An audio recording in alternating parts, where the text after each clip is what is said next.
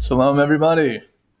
We're back with the Baal HaSulam's Matan Torah with commentary by Rebbe Avraham Morechai Gottlieb, who I'll be referring to as the Rebbe Shlita. We're in the middle of the sixth section of the book Giving, the translation. We're on page 70 towards the top. Last class, we were speaking about being a chariot and the different modalities of the will to receive, inanimate, plant, animal, and speaking. And we left off with the notion of us having the opportunity to become a chariot and refining ourselves so that we can reveal the Creator within us, so to speak, and be a vehicle to reveal His light in the world.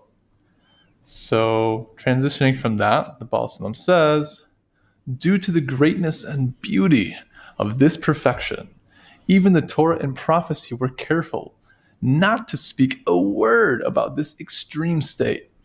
Our sages were hinting to this in their saying in the Talmud, Masechet Brachot 34b, quote, all prophecy was directed towards the days of the Mashiach, but regarding the world to come, quote, no eye has seen God other than you. From Isaiah or Yeshaya 64:3. This matter is well known to those who have found spiritual knowledge. And here is not the place to expound on it. On the quote from Yeshaya 64:3, the Rebbe Shlita has two comments. Before we get into it, I just wanted to note, I'm not so sure, but the notion of no eye has seen God. In Kabbalah, there's different corresponding parts of the face, because the face is a symbol of something that's revealed. So there's different corresponding aspects of the face to the Sefirot and the worlds. And much of this is explained in the introductory books, such as the Beticha, which the first two chapters are translated, which can also be found in the link in the description, as well as the introduction to the Zohar, translated by Yehudah Cohen. But the eye is alluding to Chokhmah. Just to run through it quick, the Keter is the forehead, so to speak, even though the crown is not part of the head. It's not part of the face, it's above it. But nonetheless, it's kind of regarded in this area. Chokhmah is the eyes. Bina is the ears. Tiferes, which is a collection of the six Sefirot, Chesed, Gevurah, Tiferes, Netzach, Hod, and Yesod is the nose. Then Malchut is the mouth. So perhaps no eye has seen God is saying that even this level, this ultimate supreme level that nothing in the Torah was alluding to, is above that. Because Chokhmah, the Chokhmah, as we've referenced in a prior class, is referring to the experience of God, receiving in order to give, fulfilling the purpose of creation. So perhaps this ultimate state that we'll get into, being Devekut or Devekus, is closer to union with God by definition. And so perhaps it's alluding to Yehudah, the highest level. But I digress a little bit. If you want to learn more about it, I'd recommend the other introductory books. So Rebbe Shlita says on the quote, all prophecy was directed towards the days of the Mashiach, but regarding the world to come, no eye has seen God other than you. He says, the verse, no eye has seen, comes to define the tremendous perfection that is designated for each person in accord with his or her attributes. What is that perfection? It includes even the state of no eye has seen. Created beings themselves cannot attain this and see this final supreme level of connection between the created being and the Creator. This is a wondrous level, uplifted and supreme, and therefore none of the prophets expressed anything about it. He also says, the time of the Mashiach is the completion of the fixing of the world that takes place during the 6,000 years of the world. And this completion is considered as perfection in comparison to the years that preceded it. However, there is a more perfect state, not just in comparison to the 6,000 years, but perfection in itself. And that is what is called the next world, or Olam Haba. Why 6,000? Why 6? We see this a lot in our life. We have 6 days of the week, and then we have Shabbat. We have 6 years of agriculture, and then we have the Shabbat, so to speak, of farming, which is the year of Shemitah, where we put it to Hashem's hands and we say, no more, it's all you. And now we have 6,000 years, and then the time of Mashiach after that. And perhaps it's going to come before then, as we so hope and pray. So it's taught in Kabbalah that the 7 days of creation are corresponding to the lower 7 sefirot, or the midot, the attributes of character that we are here to refine. So going down the line again, from day 1 all the way till Shabbat, is Chesed, Gevura, Tiferes, Netzach, Hod, Yesod, and Malchut.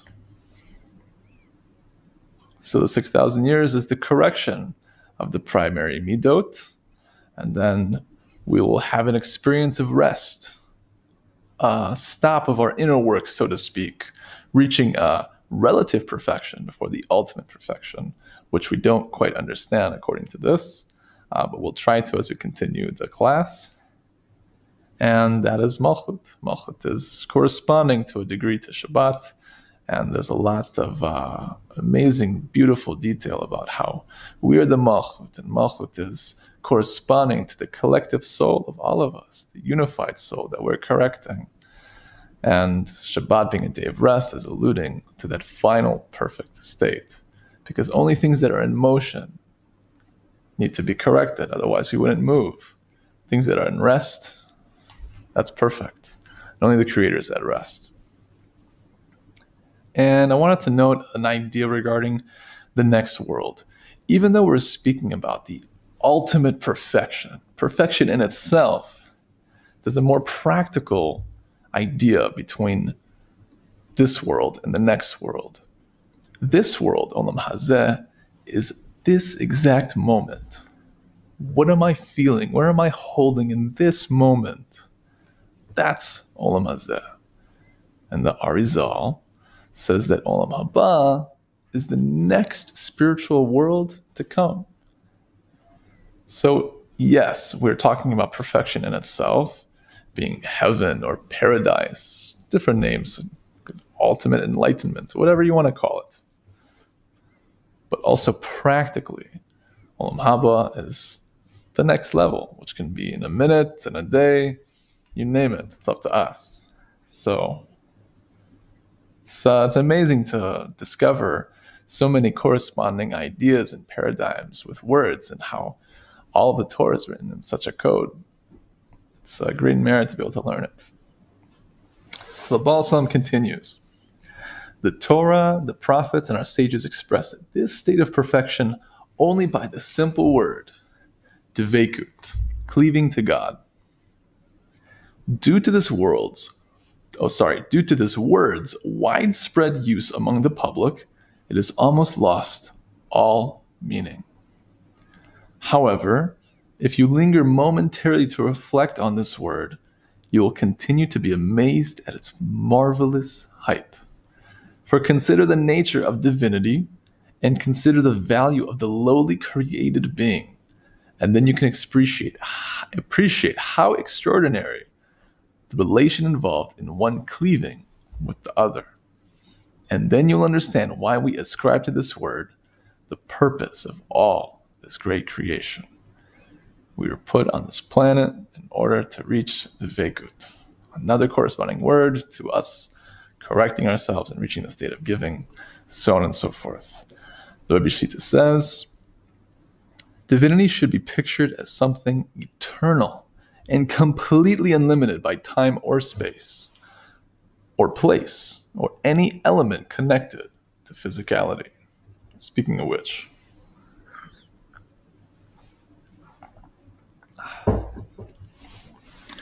So we find that divinity is nothing other than the master of the universe, who instantaneously brings into being and gives life to the entire universe in each and every moment and situation. In contrast to the viewpoint of divinity, we see a picture in which is painted the lowly state of the flesh and blood human who is not eternal. We decay even as we live our lives, and we completely reek of lusts and desires. We are full of worry, distress, despair, and sorrow. We are limited by our place in time and space and the perception of our five senses. How can this lowly creature that has no value whatsoever make contact with the Creator? This is why Baal HaSulam says that the cleaving of the created to the Creator is the final purpose of all this great creation, and it is the greatest wonder of the creation. Wow. A beautiful idea I wanted to share from inner work regarding this notion between us and the Creator as we attempt to reach the Vekus, something to meditate on.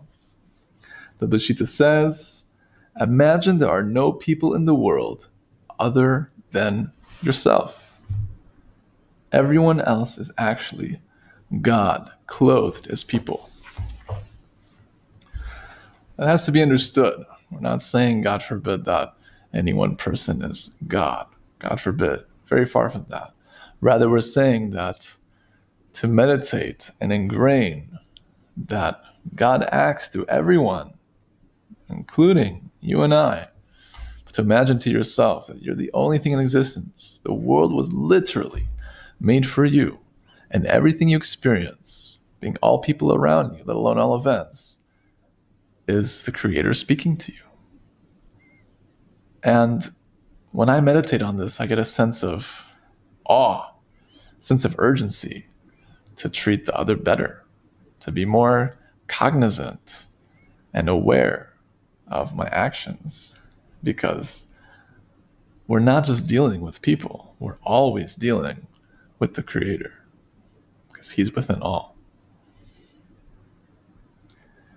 The Bashita continues in a second comment on the Baal HaSulam's statement, and then you will understand why we ascribe to this word, being Dvekus, the purpose of all this great creation.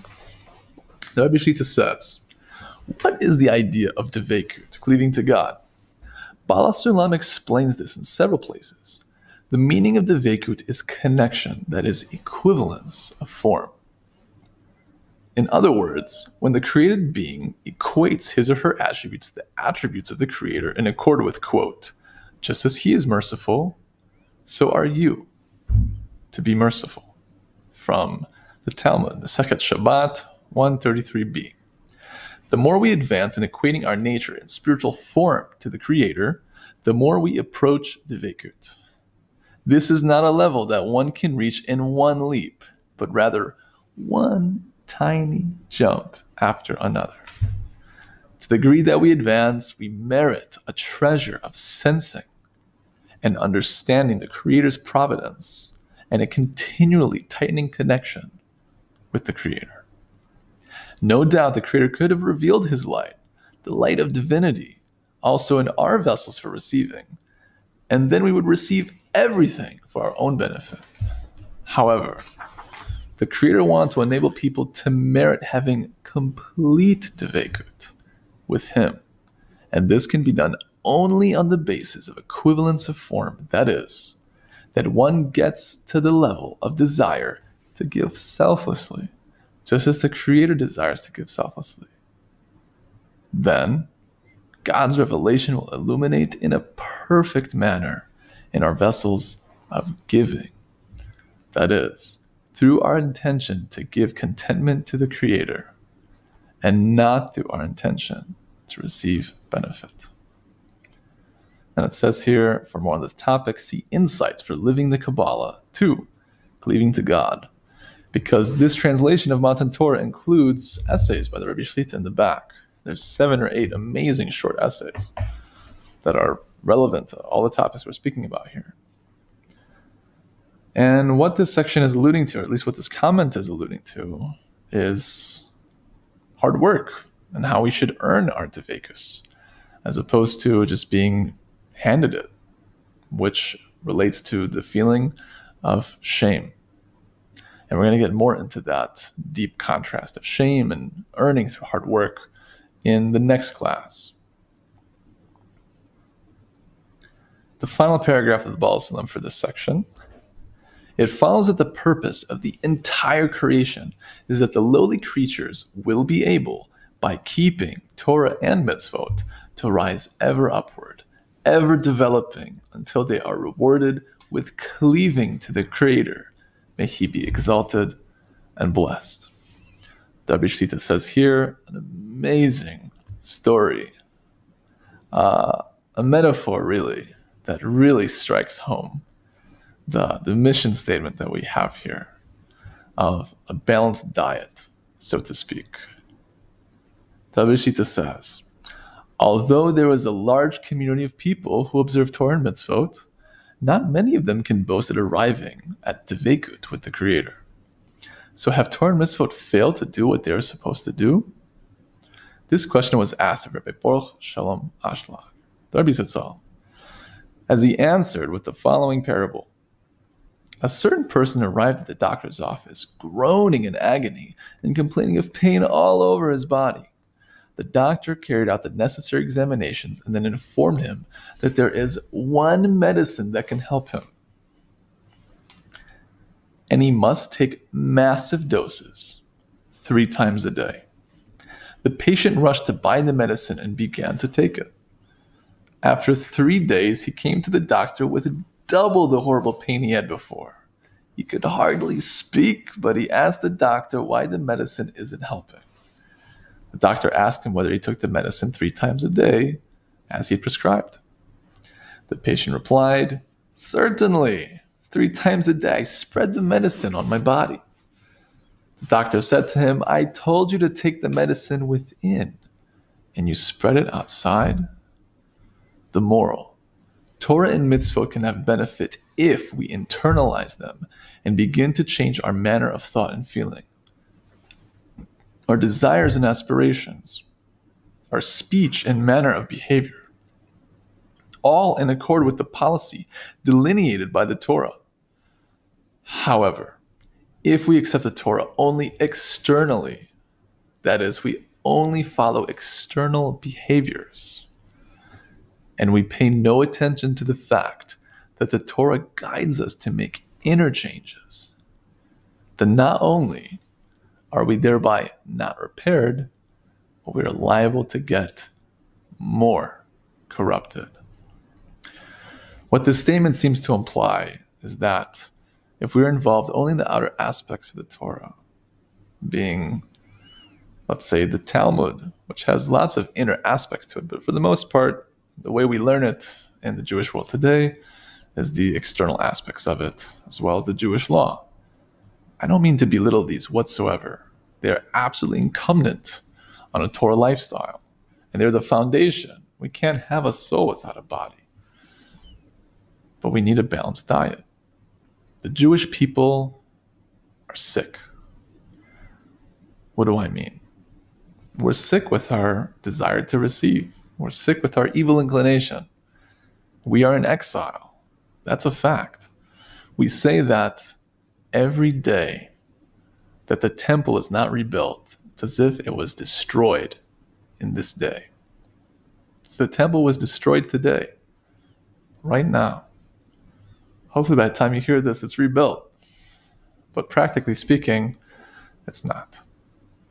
And it was destroyed because of baseless hatred. It was destroyed because of an overrunning of the desire to receive in the collective consciousness of the Jewish people. So the way to repair that, understandably so, is to heal. Is to take the medicine. As we've referred to in a prior class, the Torah is a spice, or it's a condiment. It's the drug, it's the medicine to the Yetzer Hara, to the evil inclination, to the desire to receive.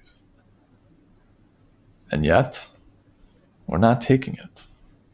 Because Torah is an overarching concept that has to do with fixing ourselves internally and becoming better people. It's not just information that we absorb. There's lots of rabbis out there, amazing people and amazing teachers, but there's many professors out there that know lots of information and can teach well too. So practically speaking, there's a lot of Talmud professors. There's a lot of halacha, being Jewish law professors. And there's not necessarily rabbis or leaders that can guide us in our spiritual work and our goal to come to Devekut, because perhaps they themselves aren't involved in the matters and aren't learning it. So we advocate for a balanced diet. Both the inner and the outer aspects of the Torah is necessary to climb up the ladder. Rabbi Shlita says in Inner Work, in our generation, it is necessary to learn Kabbalah. I can say straight out and undiplomatically that today we have no chance of spiritually fixing ourselves through only the outer aspects of the Torah, as we've stated here. It's possible that in prior generations that was possible. But we live in a generation where the desire to receive has multiplied, in a sense, and it's grown much stronger for the purpose of needing greater lights and greater refinement, which is going to come through this learning and this study of the inner aspects of the Torah. Rabbi Shita also says in Inner Work, the essence of Geula, redemption, is only one thing: attaining union with God, which is Devekus. This is the subject of the Kabbalah. There's nothing else that says it and speaks about it so explicitly, other than maybe books regarding Emunah, faith, or Chassidus, and things of this nature. But Kabbalah in particular is referring to this notion in a concentrated way, which is why it's so incumbent upon us to be involved in it. Rabbi Shita also says the wisdom of Kabbalah is an aspect of Mashiach. This is why there is great opposition to Kabbalah in the world. Selfishness is very afraid of this light of Mashiach because it means the end of its power. And all the selfish aspects within ourselves, within our consciousness, assuming we haven't already involved ourselves in such learning, fights and says, I don't want to be involved in this. It's not worth it. But we see from all the greatest Kabbalists who have lived in the past 2,000 years that this is the way. It's said explicitly, time and time again. The Baal HaSulam was not the first. The Gra, the Ramchal, the Baal Shem Tov, the Arizal, of course, so on and so forth, said explicitly that's only through the merit of this learning that will come to redemption. And the Mashiach that many people yearn for is completely different from what Mashiach actually is, says the Rabbi Shlita. Why? Because the Mashiach is going to teach us how to give, how to serve. People's idea of Mashiach, the thing that they're praying for, that they think is Mashiach, is something that's going to come and save the day. And they can kick back their feet and go on vacation, so to speak. But it's the opposite. We're going to work more. We're going to do more, and it's going to be infinitely more pleasurable because we'll actually be able to give out of love for the other. And that's difficult. That's bitter to hear, but it's the bittersweet truth. Tov, wishing everybody the best. Until next time, all the best.